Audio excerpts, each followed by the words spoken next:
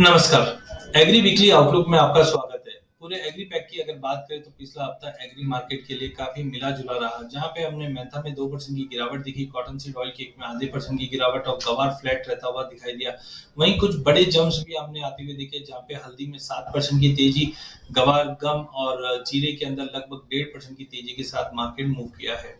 Weather condition भी important है और जैसे कि हम जानते हैं कि मिड ऑफ फेब से नए माल की आवक आना चालू हो जाएगी, जिसकी वजह से भी भाव में एक गिरावट बन सकती है, बट फेस्टिव सीजन की वजह से डिमांड मार्केट में मेंटेन रहेगी। तो आइए स्टार्ट करते हैं। सबसे पहले कैस्टर के अंदर हमने मिला जुला असर आते हुए देखा। प्राइजेस 5700 के इर्द गिर्द ही मार्केट मूव कर रहा है।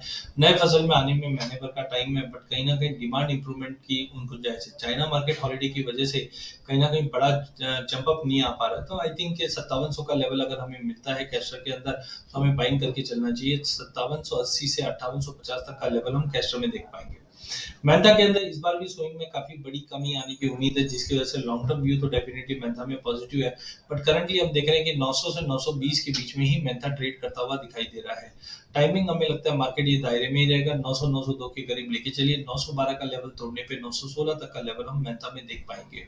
वही कॉटन कॉम्प्लेक्स के अंदर डोमेस्टिक मार्केट में तो कोई बड़ा असर नहीं दिखाई दे रहा है, बट इंटरनेशनल में हमने देखा 88 सेंट का लेवल पार कर चुका है। धीरे धीरे उम्मीद है कि एक्सपोर्ट डिमांड बढ़ेगी, जहां पे चाइना, वियतनाम, बांग्लादेश यहाँ से डिमांड इंप्रूवमेंट की कोशिश हो रही है, जो प्राइजेस को अपलिफ्ट रखेगा। डोमेस्टिक मार्केट में भी अब अराइवल में कमी आने की उम्मीद है, क्योंकि जनवरी तक 2 लाख गठान के आसपास का आवक थी, जिसकी वजह से भाव में कोई बड़ा जंप नहीं था, बट अब कहीं ना कहीं ये रुकते हुए दिखाई देगी, जिसके चलते हमें लगता है अगले एक हफ्ते में कॉटन 58 साढ़े 58 तक का लेवल, वहीं कॉटन सीड ऑयल के अंदर भी हमें लगता है 2520 से 2550 तक का लेवल हम देख पाएंगे।